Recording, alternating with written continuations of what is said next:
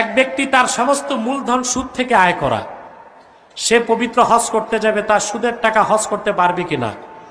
যার টোটাল টাকাই সুদ, সে সুদের টাকায় হজ করতে যাওয়ার আগেই কাফের হয়ে যাবে। কেন? কারণ পরিষ্কার আকীদার কিতাবে আসছে, ইন্নাত তাসাদ্দুকা বিমালিল হারামি কুফরুন, পিওর সুদের টাকা, ঘুষের টাকা, হারাম টাকা সওয়াবের নিয়তে খরচ করা কুফরি। কি কুফরি? আপনারা ভারতের একজন গায়ক ছিল মোহাম্মদ রফি, নাম শুনছেন?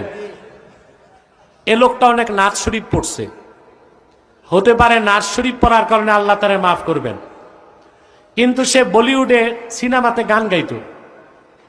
জীবনে সে যখন হজ করতে যাবে, তো বম্বের কোন একজন আল্লাহওয়ালা বুজুর্গ তাকে বলছেন, তুই হজ করলে লাভ নাই, তোর তো এমনি ইমান নাই, আবার তুই আরো বড় বেঈমান হবি। বলে কেন? বলে এই সিনেমার টাকা হারাম, এটা দিয়ে হজে যাওয়া যাবে না। এই রফি তার পৈতৃক ক্ষেতে টমেটো চাষ করে, টমেটো বিক্রি করে ওই টাকা দিয়ে হজ করতে গেছে। বুঝতে পারছেন? আর আপনি সুদের টাকায় হজ করতে যাবেন, ভাই ইমান থাকবে না।